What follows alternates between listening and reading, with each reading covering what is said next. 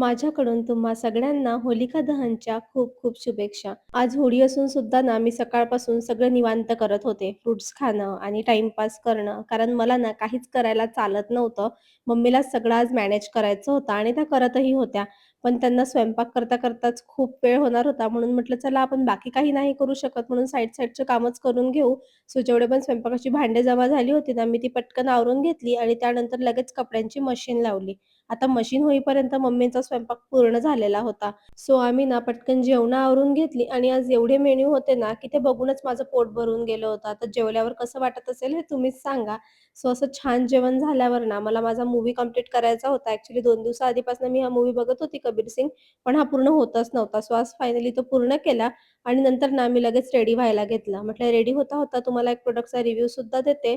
So हे ना Niveaचं lip and चीक बाल्म आहे. यार मी याच्याबद्दल खूप ऐकत होते. म्हणजे एवढी हाईप आहे ना याची Instagramवर. सगळे इन्फ्लुएन्सर सांगत आहेत. म्हटलं चला मी सुद्धा सांगते.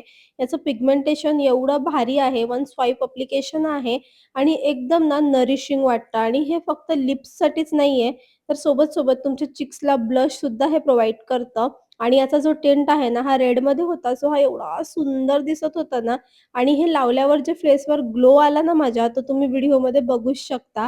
म्हणजे एकदम अफोर्डेबल प्राईसमध्ये एकदम बेस्ट प्रॉडक्ट आहे. सो मला असं वाटतं, की हा प्रॉडक्ट तुम्ही डेफिनेटली बाय करायला पाहिजे आणि बाय करायचा असेल ना, तर लगेच मला लिंक कमेंट करा. मी लिंक याची शेअर करून देते. बस मी रेडी झालीच होती आणि मम्मीकडे निघतच होती ना, तर माझा नवरा घरी आला आणि त्याचं असं चालू झालं, की आपल्याला ना कूलर फिटिंग करायचं आहे. म्हटलं ठीक आहे, चल करून घेऊ. बोलला, की 10 मिनिटाचंच काम आहे आणि ते 10 मिनिटाचं काम एवढं भयंकर वाढून गेलं ना, का वाढलं हे तुम्हाला पुढे दिसेलच आता. म्हणजे लिटरली एवढं छान रेडी झाल्यावर असं काही काम निघालं तर किती चिड-चिड होत असेल ना आणि खरंच सांगते माझी एवढी भयंकर चिड झाली होती ना, पण काहीच करू शकत नव्हते. त्यातल्या त्यात त्याने खिडकी जेव्हा धुतली ना, तर पूर्ण पाणी घरात येऊन गेलं होतं आणि यावेळेला खरं सांगते माझं डोकं एवढं भयंकर फिरून गेलं होतं ना, कारण मी बाहेर जात होती आणि हे अचानक असं आलं, की ती चिड वेगळी होत होती आणि घरात जेव्हा पाणी झालं ना, तर ती चिड वेगळी झाली. कारण माझं एक काम एक्स्ट्रा वाढलेलं होतं.